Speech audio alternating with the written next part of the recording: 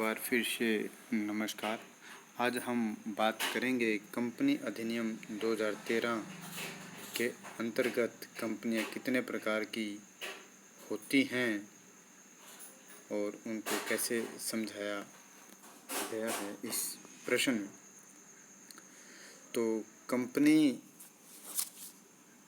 विधि एवं प्रतिस्पर्धा अधिनियम 2002 के तहत हमारा क्वेश्चन है कि कंपनी कितने प्रकार की होती हैं, लोक कंपनी एवं प्राइवेट कंपनी में क्या अंतर है, में प्राइवेट कंपनी और पब्लिक कंपनी बन जाती है।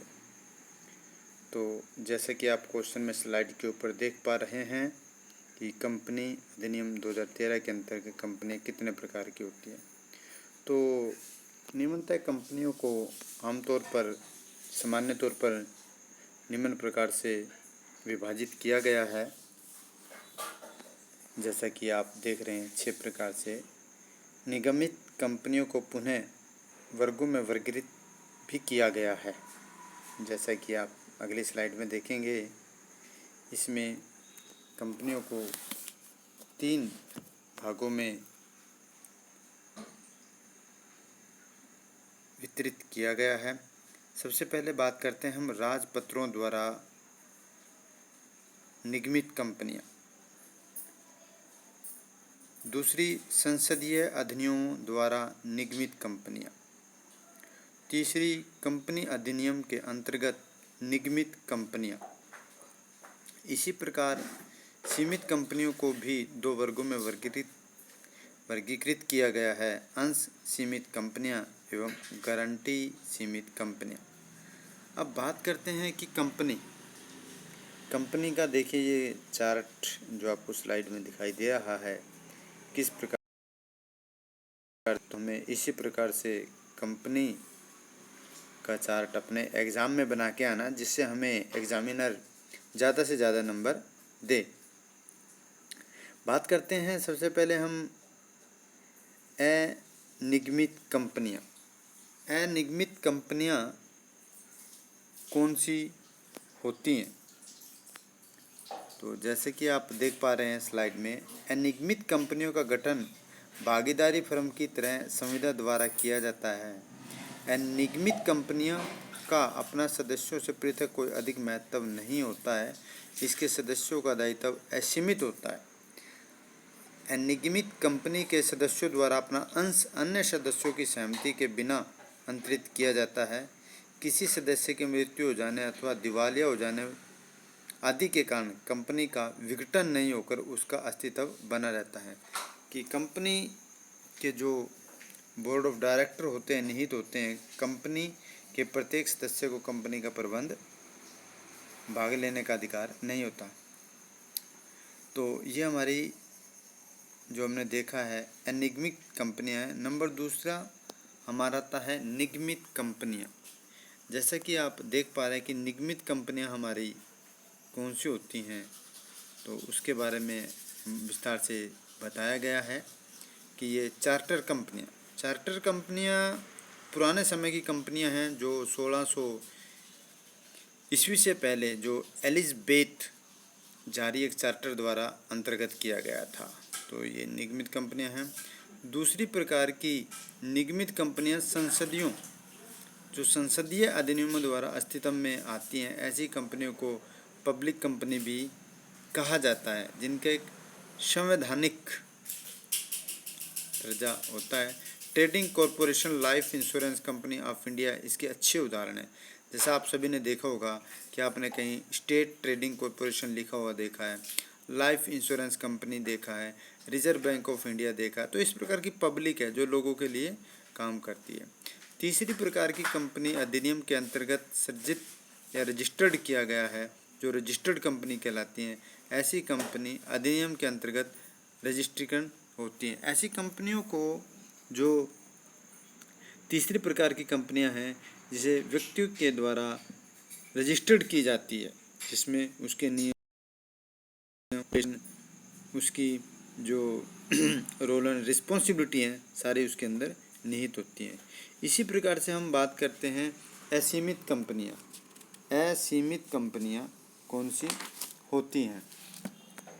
ऐसी ऐसी कंपनी जिनके सदस्यों का दायित्व सीमित नहीं रखा जाता, असीमित कंपनियां कहलाती हैं। कंपनी अधिनियम 2012 की तहत 292 में असीमित कंपनी की परिभाषा इस प्रकार दी गई है। जैसे कि आप इसमें आराम से देख सकते हैं कि किस प्रकार से इसकी परिभाषा दी गई है, और साथ साथ में असीमित कंपनी वाले दायित्वों की जो निम्नलिखित विशेषता हैं वो विशेषताएं भी इसके अंदर दी गई हैं।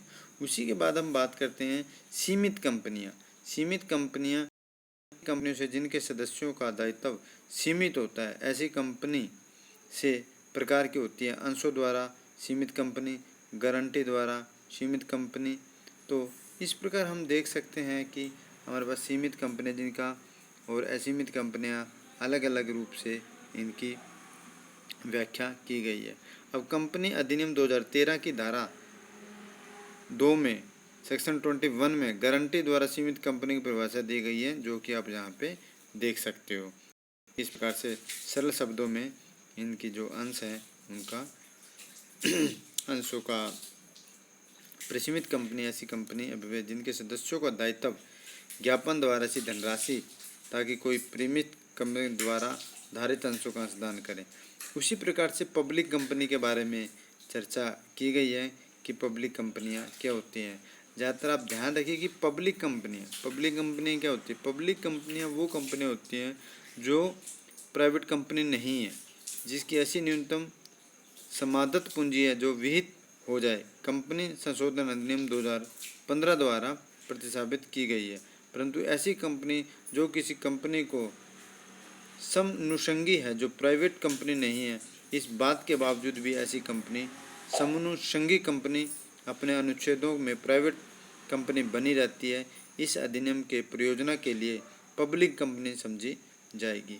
ऐसे ही आप प्राइवेट कंपनी के बारे में पढ़ सकते हो कि प्राइवेट कंपनी अधिनियम के अंतर्गत क्या परिभाषा दी गई है। आप देख सकते हैं स्लाइड में किस प्रकार की है।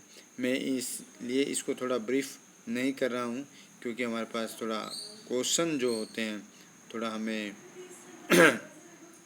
बेसिक बुक की तरह नहीं, इसको समझ के लिखना पड़ता है एग्ज़ाम में, ताकि वो आप इस पर देख सकते हो। जो जैसे कि मैं एक बार फिर स्लाइड को पीछे ले जा रहा हूँ। आप देख देखिए प्राइवेट कंपनी के बारे में आप अच्छे से पढ़िए और इसको कीजिए। और अब हम अगले स्लाइड पे चलते हैं। ये कंपनी अधिनियम अन्य कंपनियां, इस प्रकार भी एग्जामिनर क्वेश्चन दे सकता है कि कंपनी अधिनियम के अंतर्गत अन्य कंपनियां कौन कौन सी होती हैं, उनका विस्तार पूर्वक चर्चा कीजिए। तो ये होती है एक व्यक्ति की कंपनी। जब एक प्रावधान है कंपनी अधिनियम में जो धारा 2 और 62 में दी गई है कि एक व्यक्ति भी कंपनी बना सकता है, उसका संचालक बन सकता है। दूसरे नंबर 2 पे बात करते हैं हम बैंककारी कंपनी। यह एक बैंककारी कंपनी के बारे में भी प्रावधान दिया गया है कि बैंककारी कंपनी विनियम अधिनियम 1949 की धारा 5 के खंड ग में यह परिभाषा को बैंकरी कंपनी से अभिप्रेरित है, इसको भी हम कर सकते हैं।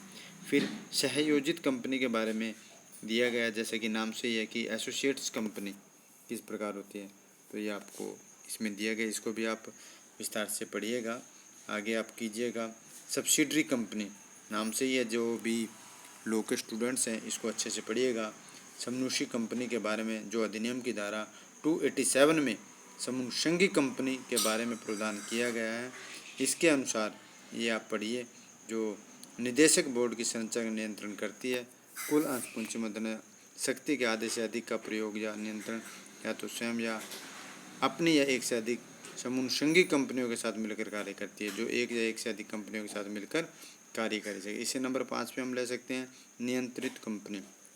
नियंत्री कंपनी अधिनियम की धारा 246 के अनुसार एक या एक से अधिक कंपनी संबंध में नियंत्रित कंपनी ऐसी होती है, कंपनी विपरीत है जिसका ऐसी कंपनी समनुषंगी कंपनियां हैं। तो ये आप करते हैं। सूचीबद्ध कंपनी के बारे में बताएगा, सरकारी कंपनी के बताएगा। सरकारी कंपनी के बारे में एक चीज़ मैं आपको बताना यहाँ पे करूँगा। यदि कोई उदाहरण के लिए हिंदुस्तान लिमिटेड है, तो यदि उसमें 100% शेयर हैं, वो एक प्राइवेट कंपनी है। लेकिन यदि उसमें से 51% शेयर गवर्नमेंट ले लेती है, तो वह कंपनी सरकारी कंपनी बन जाती है। इस प्रकार ये आपको दिया हुआ है पेड अप शेयर कैपिटल्स के बारे में, इसमें आप थोड़ा पढ़िएगा स्लाइड में, और अपना जो इसके आधार पर एक आप नोट्स बनाइएगा। और अगली वीडियो में एक छोटी वीडियो बनाऊंगा 5 मिनट की, जिसमें कंपनी इस क्वेश्चन से संबंधित आपको नोट्स मिलेंगे।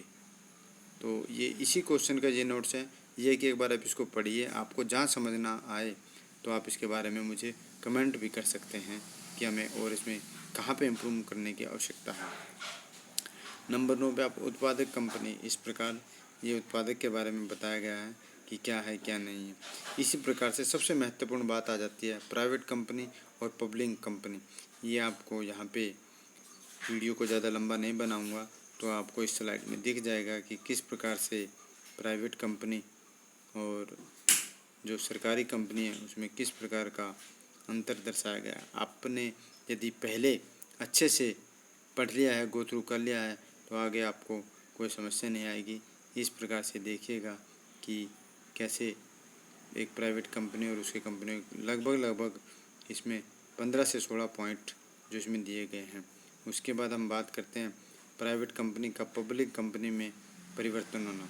जैसे कि मैंने बताया था कि प्राइवेट कंपनी कब पब्लिक कंपनी बन जाती है, यदि कोई गवर्नमेंट 51% शेयर उनके ले लेती है तो वह एक सरकारी कंपनी बन जाती है। तो आप स्लाइड में देख सकते हैं, मैं हल्का सा पीछे ले जा रहा हूँ कि किस प्रकार से 200 से अधिक संख्या नहीं हो सकती है, एक प्राइवेट कंपनी है, जबकि पब्लिक कंपनी में कोई इस प्रकार की वो नहीं होती कि कौन सी कंपनी क्या है।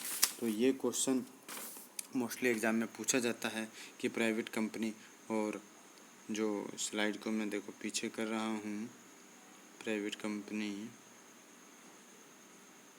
एक मिनट, ये क्वेश्चन एग्ज़ाम में ऑलमोस्ट पूछा जाता है, तो आप इसको अच्छे से तैयार कर लीजिएगा और इसी के बना के आइए। जैसे एक महत्वपूर्ण सूचना मैं आपको देना चाहता हूँ, जो भी मेरे भाई बहन प्राइवेट सेक्टर में जॉब खोजने की कोशिश कर रहे हैं, तो मेरा आपसे निवेदन है कि इस पे कमेंट करें ताकि मैं आपकी किसी प्राइवेट सेक्टर में जॉब के लिए हेल्प करवाऊँ। यदि आप मुझे भी कोई CV अपना आप भेजते हैं तो इसमें मेरी मेल ID का भी दिया हुआ है, डिस्क्रिप्शन है, आप उस पर अपना CV मेरे को सेंड कर सकते हैं ताकि मैं किसी भी प्राइवेट सेक्टर में आपकी नौकरी के लिए उसको आगे फॉरवर्ड कर सकूं, क्योंकि मैं भी एक प्राइवेट जॉब भी करता हूं और मुझे पता है कि एक प्राइवेट जॉब का क्या महत्व है एक बेरोज़गार के लिए। तो मैं चाहता हूं कि कोई भी बेरोज़गार पर्सन ना रहे। तो जो भी मेरे भाई बहन करना चाहते हैं प्राइवेट नौकरी, तो अपना एक अच्छा सा CV तैयार करें और मुझे भेजें। धन्यवाद।